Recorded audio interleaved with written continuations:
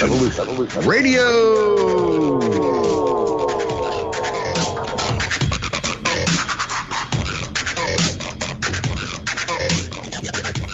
The opinions expressed on this radio station, its programs, and its website by the hosts, guests, and call-in listeners or chatters are solely the opinions of the original source who expressed them. They do not necessarily represent the opinions of Revolution Radio and freedomslips.com, its staff, or affiliates.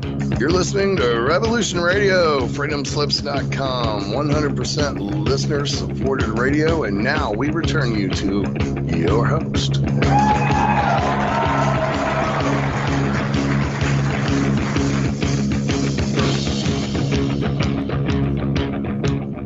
Hey, this is Dave and Mecky Shiny Side Out, and you are back with us on the other side of the break. This is the second hour, and this is show number 644. 440 and 600. I love how he does that. I still love it. Do you know what? We ask that you push the donate button, that you buy some merch, because the station has fantastic merch. You can download any shows out of the archives for free. It doesn't cost you anything, the MP3 format, so you can binge all you want. All you want. It's all about you, not us. And I'm going to say that all the artwork of the merchandise is done by a mad painter. He's tremendous. He's been here since the beginning, and you know, there's some big responsibilities making all this art, but you know what, he does it, and it's effortless, and it's fantastic, so do check it out. It's a way of supporting the station, and if you can't do any of those things, then tell someone about the station, and that's even more valuable by spreading the word. Try to bring up something you've heard in conversation with someone else, and they go, where did you hear that? And tell them, Revolution Radio. That's so easy. Isn't it easy? It's easy. It is easier than you think it is, actually. Now, Mackie, we were talking about megalithic builders, and this is part 2. Correct. In fact, yes, we're talking about the prehistoric construction techniques, and Dave has prepared, I think, a fairly comprehensive slideshow to go with this, because you can't really appreciate what we're going to talk about unless you actually see it. And this is really a visual kind of show where the evidence, once you have seen it, you go, wow, wow, right? We'll talk about the technicalities, the skill, etc., but once you see the seams, the folded corners, the size, the way the blocks are worked, how there's no mortar, they all fit in seamlessly. You can't even put a ruler, in between those things, or a toothpick for that matter. In some cases, the experts say they talk about razor blades. Exactly. It really is. It's quite something, and you'll find this. The thing is this as well. We find the same construction techniques all across the world, and when I say all across, from the Americas to Asia, really, right? And the more we find, the more we will see these parallels, right? And even not just parallels, but exactly the same construction techniques. So prehistoric. There's a Freudian. I'm in my prehistoric state now. Please fasten your seatbelt. Prehistoric construction techniques. The earliest examples of stone masonry in both the old and new worlds will demonstrate a high skill level, something which is often suggested as being the result of the existing knowledge of carpentry at the transition in working from wood to stone. This idea is born out somewhat in Egypt, where, for example, the masonry of the ceilings in the temples of the first dynasty at Saqqara were carved to imitate the reed bundle ceilings of pre-dynastic Egypt. There is, however, no evidence of such a transition in the Americas.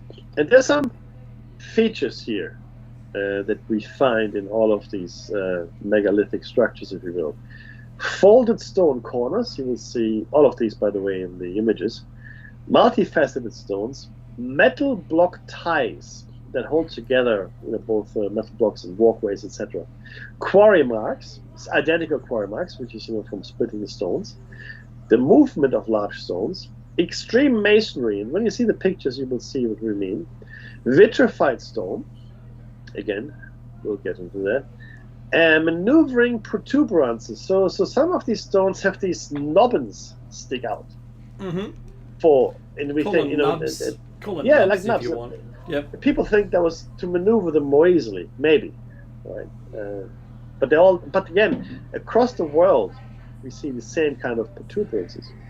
Mortise and tenon joints, concrete, in fact, in ancient structures, as well as drilling. Yeah. But even maybe most importantly, because this goes beyond masonry or the ability to work in stone, but rather the specific selection of stones and the fairly deep understanding that different stone has different properties. Yeah, that's what we find, and it's really the transportation of the stone that leaves me baffled. I mean, you have to ask yourself, why did you have to use this specific stone at this site? You had to travel hundreds of miles to get that stone there. Why? Couldn't you use any stone that was there? Why this particular stone, right? But clearly, the builders were quite specific in wanting, specific stones in the location. Now, the transport and use of unnecessarily large blocks of stone, the specific selectivity of stone type, along with various examples of extreme masonry at numerous sacred and ancient monuments, is starting to reveal a reverence for stone itself. An idea which has foundation in mythology, religion, and can still be seen today at Jerusalem, Mecca, the Lignum of India, and at the crowning of any new king or queen in the UK, the Scottish stone of Scone, or the English kingstone, for example. It is noticeable that there are several specific construction techniques in the masonry of apparently unrelated cultures from around the ancient world. The specific similarity in design, technique, and engineering skill is, in certain cases, very suggestive of a common source of knowledge, or at the least, a contact between cultures. In response, it has been argued that such similarities are co-evolutionary, being the natural result of working with stone. Now, I don't know if you have that. That is the folded stone corners. Those. Uh-huh. Okay, there are several structures that show the blocks cut with an internal angle so as to fold the stone around the corner. It is suggested this was incorporated as an earthquake preventative. There's one in the or several actually in the Valley Temple in Giza. There's several stones with this design feature, and it's interesting to note that the stones have been cut so as to continue only a short distance around the corner, which hints at the idea that style might have been involved as well, rather than just function. Luxor, Egypt, has this feature. Machu Picchu in Peru as well. Dave. The Valley Temple? Multifaceted stones, yep, that's it. Yes, that's right. So several structures show the blocks go, that's what you've read.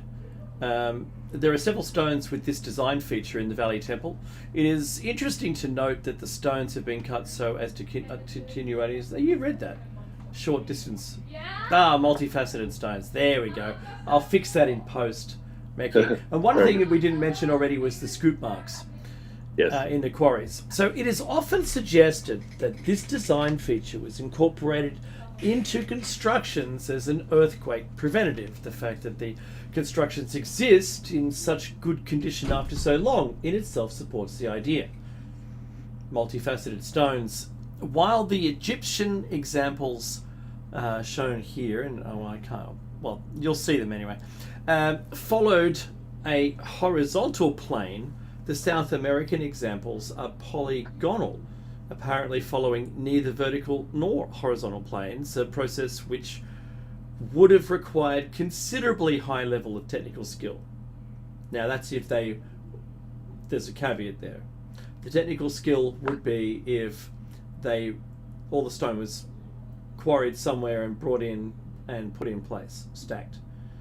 the complexity of the quarrying to make a stone unique to every position in the wall.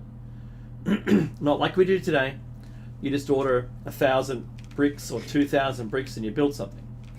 And your artisans are the ones placing the bricks, forming the shapes. So the Inca masonry of South America is probably the finest the world has ever seen. This is to do with the accuracy, and there's a stone that has 12 sides. It's nuts. Like, honestly, that would do any project manager's head. Their head would explode if they had to deal with it. But these nubs, Mickey, I'm just going to make a speculation at this point, and the nubs could be proof of a technology that made the stones soft. Sure.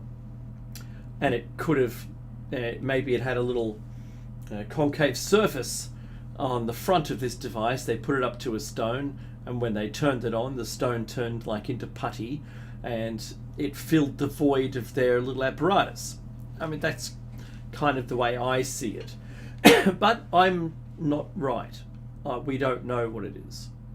And all of the megalithic structures around the world have either cut them off, or in some cases they still remain to some degree in the wall, in and about the wall. Mackie, the largest, one of the greatest walls of all time, where's that? In Sacsayhuaman. And it's truly phenomenal, the scale of this large structure and some of these stones. I swear, I still can't get my head around the fact that they could do it. Not just that they did, because they did, but that they could. Now, one of the 300 Ahu platforms surrounding Easter Island also have the same structure, the same monolithic structure, and it is made of basalt in their case, and with blocks several tons each. They have multifaceted edged stones as well. The style of masonry shows a stark similarity to the South American masonry examples. And back to you in the studio, Mickey. No worries. Then another interesting similarity are metal block ties. Okay, and this was suggested, or this construction feature was suggested to be an earthquake preventative, and it's used to join huge blocks together. It is believed that either copper or silver were used at Tiahuanaco, which is pictured here for me. I don't know if you guys can see it. Both of which are soft metals.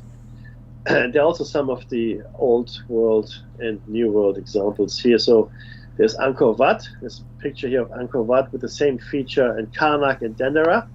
It's sort of like a figure eight, which with edges though, right? It's like a bow tie across. Exactly, like a bow tie, 100%. And in the new world, Tiahuanaco and Ollantaytambo, you have very similar kind of features. I mean, it's the same feature, slightly different shape, more like T-junctions in some ways. If you drew a capital I across. Correct.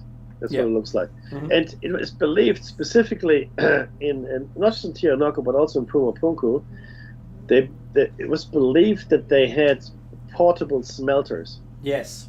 Which would pour liquid metal into these, I guess, impressions in the stone. It has also been suggested that these ties were employed to ground structures properly because they were often made of conducting quartzite. The next thing here that we're going to talk about is building with large stones, which are megaliths. Right. So the word megalith, of course, comes from the Greek word mega, meaning large, and lithos, stone. Neolithic, New Stone Age, Paleolithic, Old Stone Age, etc. You encounter these words all the time. You might as well know what they mean. One of the most noticeable and impressive factors about the megaliths is their sheer size. And I know we're going to come to it, but for me, the most impressive ones are in Baalbek. I mean, if you just look at it, you go, what? which has given certain sites an almost mythological status, with local traditions often claiming that they were fashioned by giants or gods. For example, there's some stories here. A story was told by the local Aymara Indians to a Spanish traveler who visited Tiahuanaco shortly after the conquest of the city's original foundation in the age of Chamacpaca, or the first creation, long before the coming of the Incas. So the Incas never claimed to have built those. Mm-hmm. Its earliest inhabitants, they said, possessed supernatural powers for which they were able miraculously to lift stones off of the ground, which were carried from the mountain quarries through the air to the sound of a trumpet. I'll come back to that in a second. Numerous tales describe megaliths and single large erratics as stones which giants had thrown or lost, while megaliths in particular are also described as their graves or houses or ovens. There's a number of references here. The association of giants with megaliths goes back to at least the 13th century, when the oldest references to tumuli gigantes are found in written documents. Interestingly, such stories replaced almost completely for several centuries the references to ancient mounds as graves of earlier people, such as the Antiquorum Sepulchra or the Tumuli Paganorum, which were more frequent in the early sources. And again, there's a whole bunch of references here. Today in Mecklenburg-Vorpommern, megaliths are still generally known as Hünengräber, which are giants' graves. A Hühn is a very, very tall person. For example, in Forst Eversdorf. Using large stones is one thing, but when one comes across examples of stones being moved weighing hundreds of tons, when smaller stones would have been far more ergonomically efficient, such as the 3 foundation stones at Baalbek, I mean, that's just mind-blower, it becomes clear that the size of the stone itself was a consideration in the process of construction. So, but in the opposite way to the way we would approach it, we choose smaller stones. They made the deliberate choice to use larger stones. Now, the use of enormous stones, such as those seen at Baalbek, Giza, Stonehenge, Karnak, even Jerusalem, reveal a level of organization and skill that has naturally reduced people to debate in the past. That's obviously. There's a picture of Baalbek, and I think there's a person standing next to it. One of the largest carved stones ever, weighing over 1,000 tons, was left unfinished by the constructors in the quarry. The technical abilities of the builders of the Baalbek platform are equally matched by the engineering confidence which required them next to maneuver the stones uphill and fit them seamlessly into place. The associated difficulties of such a labor provide an insight into the builder's confidence, conviction, and ability. Dave? Yeah, that's right. So the use of large stones is repeated again and again all over the ancient world, leading to one question: why? The most common suggestion is that larger stones provide structures with increased stability and durability, which of course is true, but the excessive size of some stones, when balanced against the additional time, effort, and manpower, suggests that other factors may have been involved. The movement of the larger megaliths are evidence of a social enterprise. That's anthropomorphizing if I've ever heard it. It could be technology. Involving the cooperative skills and labour of large numbers of well-organised people. Alexander Thom suggested that the Neolithic people had a society with hierarchy, structure, and specialised castes. This idea starts to explain the means whereby such stones may have been transported, but not why.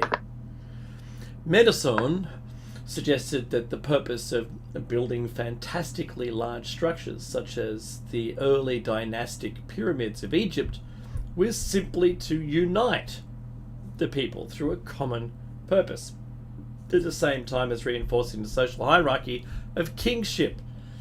Extending this theory, one could say that if the size of the monument reflects the greatness of the builder, then the size and type of stone in turn reflects the greatness of the masons. confidence of the megalithic builders worldwide to work with such unnecessarily large stones is surpassed only by their determination to transport specifically selected stones over vast distances to previously selected sites. Becky. And that really, what the last sentence there, that really encapsulates it. Yes, you're using stones that are completely unnecessarily large. But not only do you do that, you then choose to transport a very specific stone that is unnecessarily large over unreasonable distances for whatever magical purpose we don't know. But see, this is the kicker here, right? There are three options. I'll give you the third option last. One, it was nothing. It was just something they could do without thinking about it. It didn't take any great planning. They just did it because that's just how they roll, right? I mean, if we these days, let's say we plan a road trip of 1,000 kilometers, as it were, and you got a car that works well, then it's not a big deal. You just go and off you go. 100 years ago, that trip would have taken planning, right? You're going to take provisions along. Where will we stop? What are we going to do? You know, now the planning is minimal because you can probably make the 1,000-kilometer trip on one tank of gas. Not so much on one charge for the battery, but on one tank of gas, right? Depending on the car that you have. So we wouldn't even, these days we don't think about it. We just go. Off we go. And back in the day, it would have been, an enterprise that you would have to plan properly. Right? And maybe that's what these people, they just did it because they could. Or they had a very compelling reason to do it, and they just deployed all the resources that they had. And the reason was so important that it just had to be that way. No matter the effort, no matter the hardship, no matter the logistical problems, it just had to be done this way. And of course, we don't know what that might be. But there was just a very good reason to do it. Or, this is the third option I mentioned, they're all completely insane. Okay? And it was just some megalomaniac's dream to just do it. And this is actually really interesting. And you have to understand this. Now, this terrain is not all flat that we're talking about here. So these are long-distance megaliths, okay, pieces of places. There are some extraordinary counts of unfeasibly large stones being moved over unnecessary long distances, suggesting that either the location or the stone itself are considered to have special properties. So I would say that both. I would have built it at the quarry, but that's just me. I would have just carved out the quarry. Done. Have you finished yet? We're all done. All done, boss. I would suggest that both the location, okay, and the stone were important. That's my opinion. Both. Equally, in fact. So Stonehenge, over 80 blue stones, well, these are the actual Stonehenge stones, yeah, moved over 250 miles from Preseli, Wales. That's crazy. Why? The Giza platform, or the Giza pyramids, 50-plus ton stone, granite stones, so these are stones that all in the vicinity of 50 tons and more, were transported over 300 miles from Aswan. Now you can argue, there's river. Isn't it estimated at 2 million stones or something? Yeah, for one pyramid. Yeah, that's a lot of stones, brother. That's crazy. So just imagine the ships and the infrastructure and everything else you need in place just to transport that amount of stones, right? So, because we always forget when we talk about these things, so there's the people that do the work. So how many ships would you need? Hundreds. Yeah. Hundreds of ships, maybe thousands of ships, and crews. And then you have to have people loading it. And then you have to people unload it. And then you have to feed all those people. And there has to be society around that still functions when you have got everybody else doing all this work. So, look, the river made it easier, no doubt. The Nile, I get it, 100%. But still, you have to ask yourself, 300 miles, and by boat, that would have been at least a couple of, well, no, actually longer. That would have been several days. And 50 ton. Yeah, that's nuts. And where are all the stones that sank in the Nile? Because the thing is this: if you're transporting that kind of stuff, accidents will happen. And transporting it and all that, okay, you can do it, but retrieving a 50-ton stone out of a river, how are you going to do that? And as far as I know, this is just me, and if anybody's got any contrary evidence, I'm more than willing to listen to it. As far as I know, we haven't found any sunk ships or large stones that went overboard in the river or in the riverbed. Maybe there are. And considering that they transported 2 million, and let's say there's a failure rate of 5% or even 1%. 1%. There should be thousands of stones in the River Nile. Now, do you know that people don't consider the size of the vessel at all? That's the other thing. Because the displacement to move 150-ton stone is 50 cubic meters of water. That's right. That's a lot of water. For one stone. For only one stone, not including the ship or the crane or any of the people on board. And you're talking about 25 meters by 2 meters, for instance. Yeah. Yeah? The undertaking, excuse me, no, if the quarry was right, to your point, if the quarry was right there, I'd go, okay, I get it. But why would you transport it over 300 miles? Yeah. That's 500 kilometers. Excuse me, 500 It's kilometers. got to be good stone. It would have taken the better part of 2 weeks to get it down the river. Easy. Think about that for a second.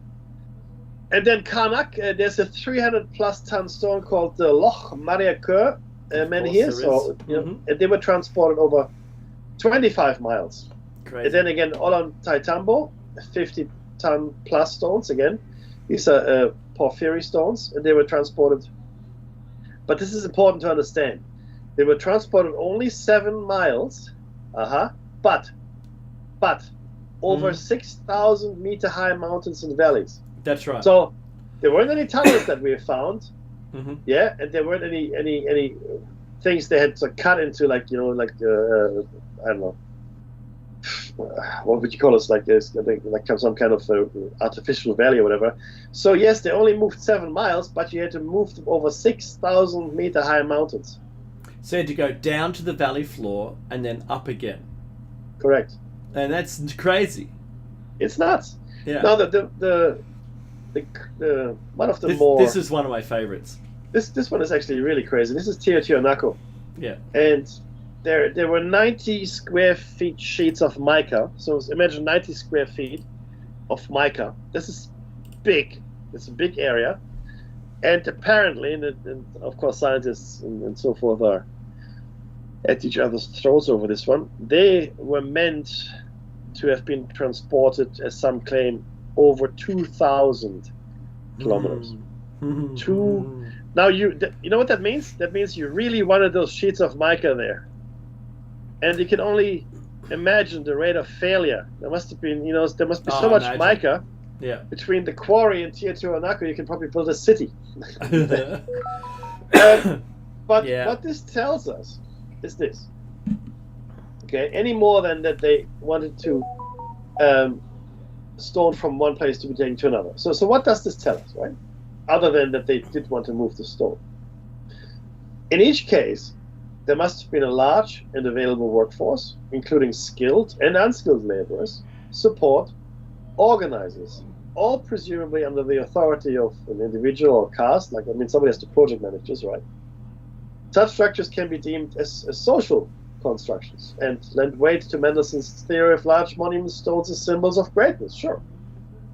Assuming one of the one of the prerequisites of construction being the use of large stones, why then select to move such large blocks of stone over such long distances when other more local and readily available sources were known, as was the case at Stonehenge? So it's not like, oh, there's no stone here. Really? What about that stone? No, that's not stone. It's really crazy. No, although it is arguably obvious that the granite used in the Egyptian pyramids was structural. That's right. The same cannot be said of all sites. Noticeably, the 90-foot mica sheets at Teotihuacan which were found sandwiched between stone layers of stone and which served no apparent structural or aesthetic function. Well, So you have these 90-foot mica sheets which are sandwiched between other stones. Why? And why transport them 2,000 kilometers? Is mica an insulator? I thought it was. Again, yeah. No, we can look at the mica properties. So go ahead. Interesting that is the way it is. Meki, have you ever noticed the difference between ocean grey and military grey? No, but it's got to be one of those. Yeah, maybe. That's a joke from Red Dwarf, and they're imperceivable, but they have two different names. So I've got to go on. Yeah, go on. What have you found? No, you go first. All right. So, if you have an architect, it's funny. So, because I'm a computer architect, and if anyone changes my plans, you got to do it the way I said, and no other way is going to do. So, if you had a megalithic structure architect who says, "Well, this is the way we're going to do it," well, you better follow that instruction. And I can't understand why, because I don't know what. I don't think any of us will ever discover what it was that they were doing with these and why they chose the stone of that kind. You know what? Stonehenge, just build it again. Let's just build it again. The stone here, let's just... And someone says no. Like, you come on, really? You what? Why? Why? Could someone remove him, please? The guy keeps saying why. So what have you found about mica? So let me just finish this paragraph and then I'll tell you about mica. So the logistic difficulties involved with long-distance transportation suggests that the stone itself was considered to have qualities worth transporting over such long distances. However, the very fact that stones were transported so far also suggests that the new location itself must have been of equal importance to the builders. Like I said, both location and the stone. So mica. Mica is a naturally occurring mineral, dust often used in makeup foundations, believe it or not, as filler in cement and asphalt, and as insulation material in electric cables. There you go. Mica is highly reflective. It is, if it's thin, it's transparent, or colored, it can be translucent. Okay, so, but ultimately here, it's chemically inert, dielectric, elastic, flexible, hydrophilic, insulating, lightweight, platy, reflective, refractive, resilient, and range in opacity from transparent to opaque. Mica is stable when exposed to electricity, light, moisture, and extreme temperatures. So that needs to go into the show notes for sure. Oh, 100%. I'm going to put it now. But this is really, really important, right, to understand. Because clearly the ancient builders were aware of these properties. And maybe the electrical insulation properties were very important. Possibly, yeah. In fact, if we can believe, some of the theories that are out there at the moment around, the pyramids being power plants and whatnot, then you would say, yeah, absolutely. 100%. And these megalithic structures, no doubt we'll talk about them at some point, but this was usually built on ley lines, where the ley lines intersect. Yeah. And there's probably an importance around that. Could you imagine the only reason they moved Stonehenge was because, they told the people to go off in this direction and go build it over there, and they failed. They moved, they strayed from the path and built it where they shouldn't have built it, and then they got all upset. It's not working. Well, why isn't it working? I don't know. We built it in the wrong spot. It's 200 miles off. Right? So there are stories about the gods saying you need to build your thing here. Yeah, yes, correct. So maybe that's important. Maybe it's terribly important that they use the right kind of stone in the right kind of place because it resonates with the Earth's frequencies, and granite being that of the oldest, strongest stones, possibly. Earth's resonance. I don't know. I'm not an expert, but I'd love to be able to find out. Yeah. Which brings us to the veil De Rodrigo, my friend. Yes, it does, in southern Portugal. Geological analyses were carried out at the stones used in 4 megalithic graves. The results were surprising, as the stones had been brought to the site from different locations of up to 10 kilometers away.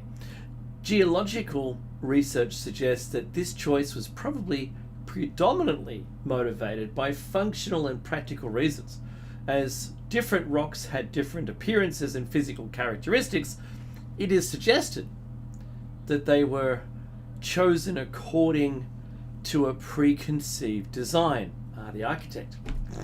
In addition, the locations of the sites of origin of the different material represents main celestial directions from the megaliths.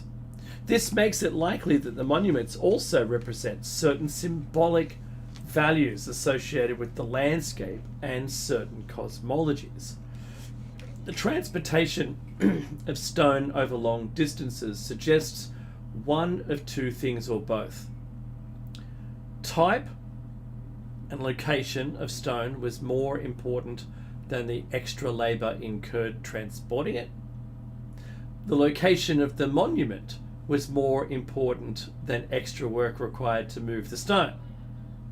It's interesting to note that one of the common factors of these long haul megaliths, if you want to call it that, in inverted commas, long haul, is that they were invariably composed of granite, which is quartzite, which was the leading choice of stone around the prehistoric world, noticeably in areas such as Neolithic Europe, early dynastic Egypt, and pre-Columbian America.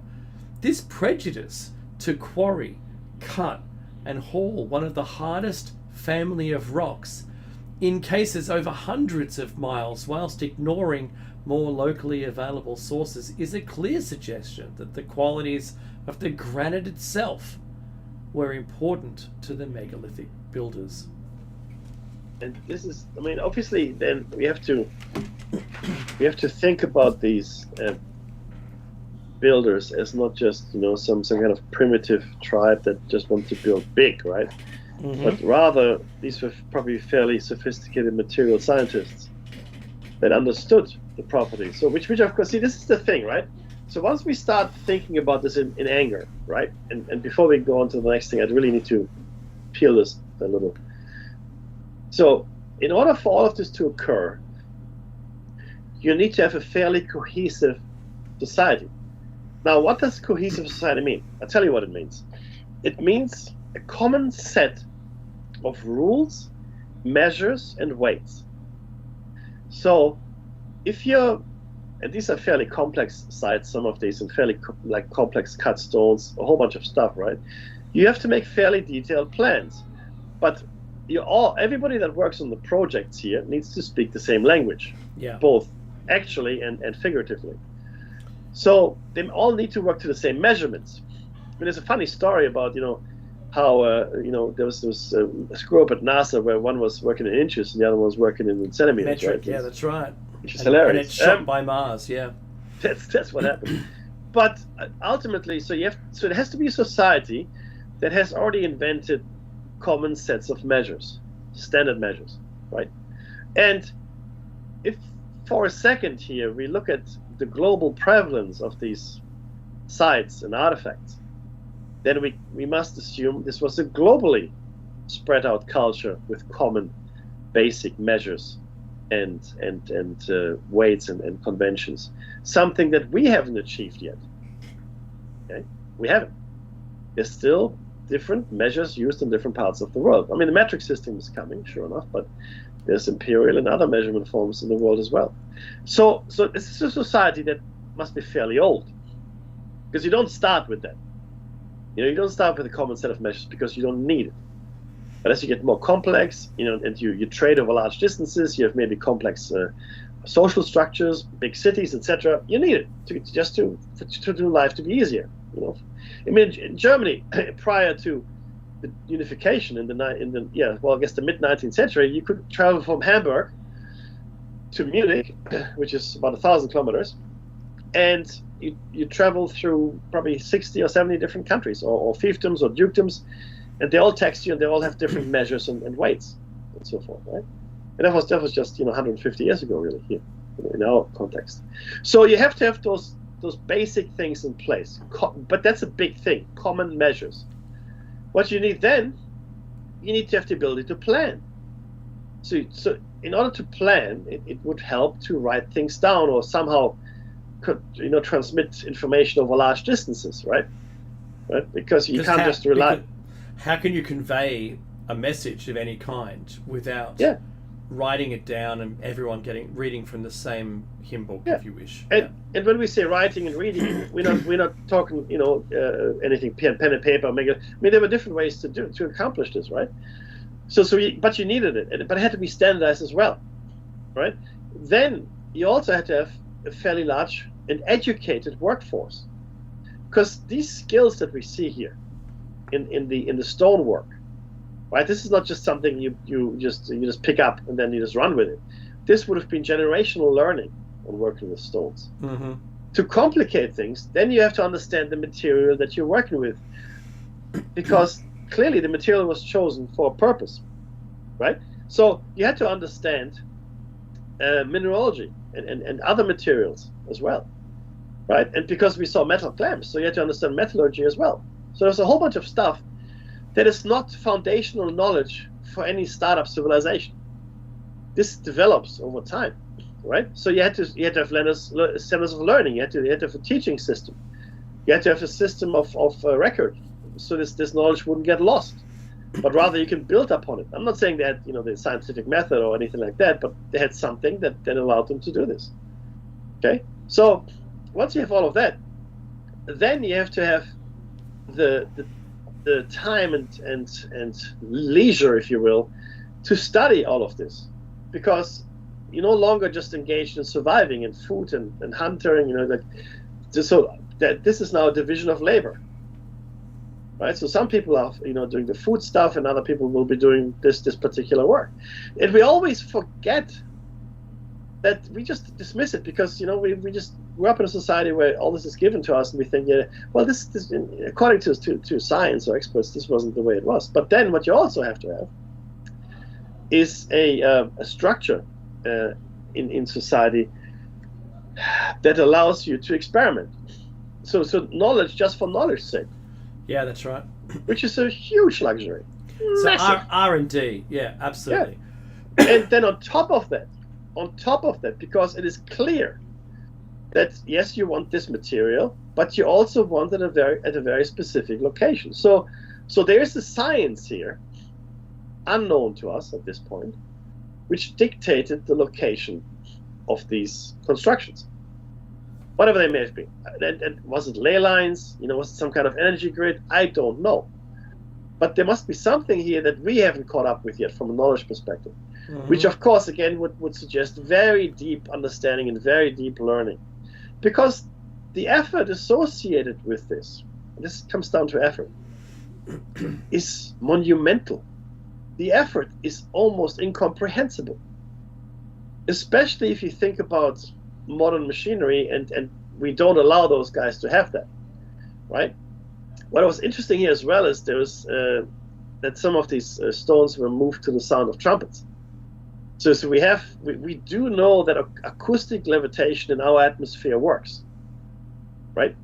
Which is a completely different scientific approach and different methodology to what we are using today. We are a lot more crude and mechanical. But if you could crack acoustic levitation, right, and then not only levitation, because that's just in place, but then acoustic levitation while in motion. Yeah. I mean, that's just the holy grail. I mean, it's not quite anti-gravity, but looking at it, you wouldn't know the difference. Right? Well, how about even so that's what the stories say, but even the speculation that there could have been anti-gravity. Completely. No, look again. Yes. Again, we don't know, right? And coming up in the notes, I know that the stone softening. That's it. Absolutely. See, there's, but all of this, right? All of this assumes a massive body of knowledge. which Yeah. doesn't just happen. So all of a sudden, the case for a antediluvian pre Younger Dryas civilization becomes a lot stronger.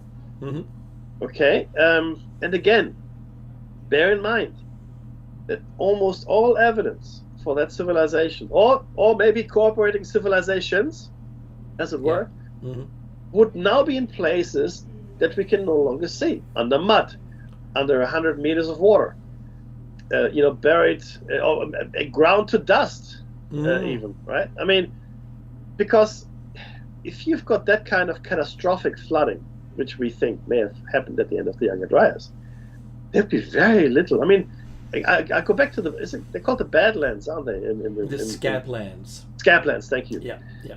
If you look at that, and just imagine the amount of water that had to come through to create that landscape. I think you can understand the magnitude of the catastrophe that would have befallen those civilizations. And we do know that there was a Sunderland, and we do know there was a Doggerland. And I will go as far as saying I'm pretty sure, in my own right, I'm pretty sure that the Mediterranean, as we see it today, was not as it was then. I will say here, it was probably, if there was a Mediterranean inland sea, it was a lot smaller than it is today, and maybe even almost non-existent. And then something happened to the Straits of Gibraltar, and it might have all just flooded in from the Atlantic, right? But if that would have been a waterfall much, much more impressive than the Niagara Falls. But their civilizations now at the bottom of, whatever waterway or whatever river, whatever sea, that we haven't even started to look at. Okay, it really is fascinating. But you know what, Dave? We've got a bit of time here, and we're going to go back and forth. But let's talk about Baalbek. It's my favorite. It is ancient site by far. And when I first learned about it, I hadn't seen any pictures. I only ever read books about it, right? But then when I started to see pictures, I thought to myself, what? And we'll show you in a second. It didn't make any sense to me. Now, how did the Baalbek trilithon get there? No one knows how these blocks were moved, cut, placed, and fit perfectly together. People say aliens were involved. Maybe all giants. Who knows? I mean, I'm of the opinion that ancient humans, high civilization ancient humans, probably had the means to do this.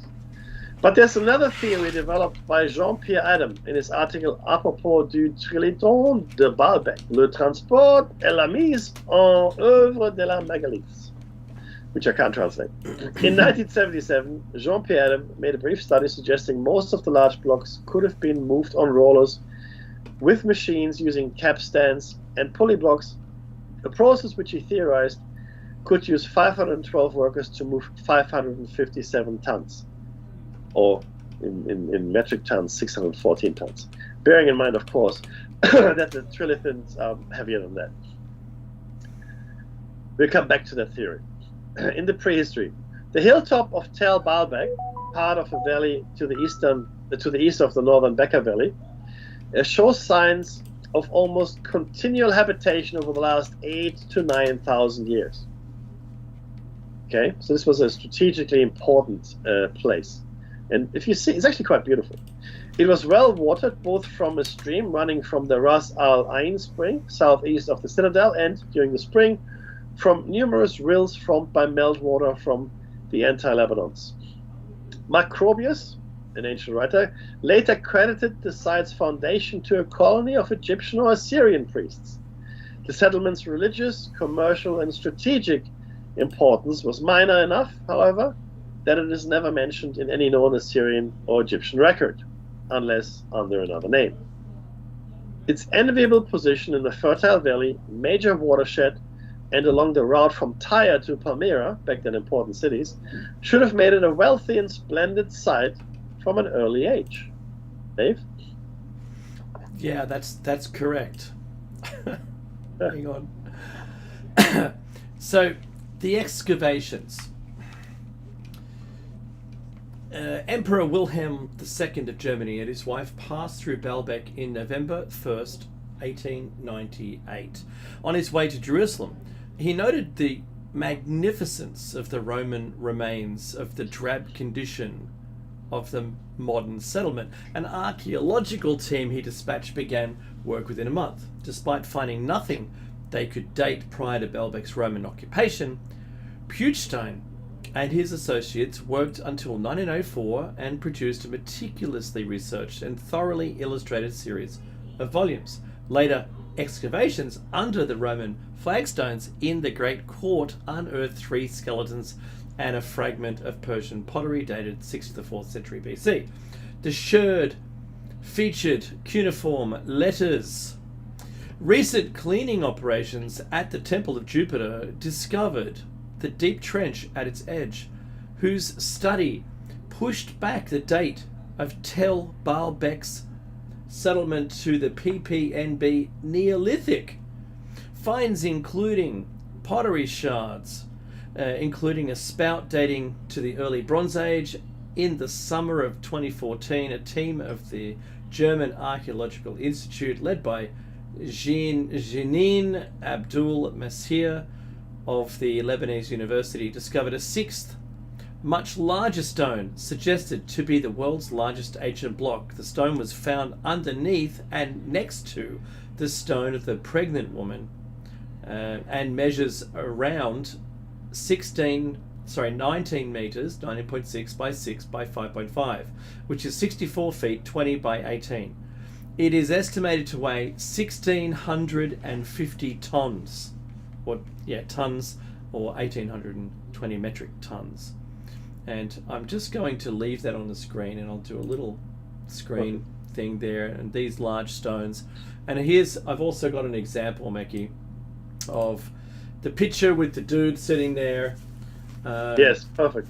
And these stones are unnecessarily large. See, like I said, I'd only ever read about Baalbek and maybe just articles, I can't remember. There weren't any pictures, but when I came across a book that actually had pretty much these pictures here, these are black and white pictures. And the key thing is you have a person. That's right. Scale next to the stones, and you go, because this is about a city bus. That's what this is, this stone. And you look at it and you go, and you can also clearly see, and we'll come to that in a second, the different stages of construction, very clearly, and the weathering of the stones, etc., etc. But there are other pictures that show this much better. And it also seems that the stones at the bottom, this is my opinion, worked with much finer seams than the smaller stones on top. Yeah, also, I've got an example of that. Oh, perfect. They also seem that the larger stones also seem to be more weathered than the stones of the Jupiter temple. To me, I'm not an expert. I'm just not. But it looks to me as though the Romans built on top of an existing structure, as was really super popular back in the day. Oh, completely.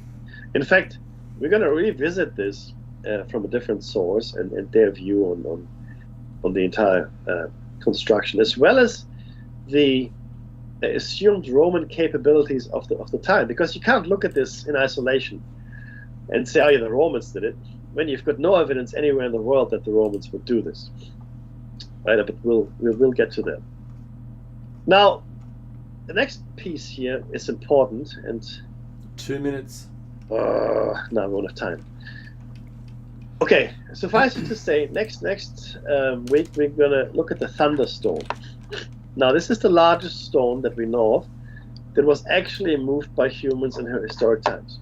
So we know this happened, and we know how it happened, etc., etc. Now, there are a few differences which we also highlight, but this particular stone, how much did it weigh? I don't want to lie to you. I've got it here somewhere, I'm sure. If not, it'll be there next week. 1,500 tons. 1,500 tons. About, initially the stone. Yeah. But we'll also explain the differences here between it. And it was moved 6 kilometers. That's important as well. But yeah, we won't have time now. But the important thing here, or the interesting thing, is that the 3 massive stones, in the Baalbek construction, are not at the bottom They are smaller stones. So this is the thing. So it's not like these people couldn't work in smaller stones or couldn't conceive of having smaller stones. Mm-hmm. They clearly could, because there they are at the foundational level of this platform. And then, for reasons only known to them, they decided to put much, and I mean much larger stones on top of, I think it's about 3 or 4 layers of the smaller stones. And when I say smaller stones, they're still pretty big. They're, bigger than people, that's right. Yeah. Yeah. I put an image of it on the screen, yeah.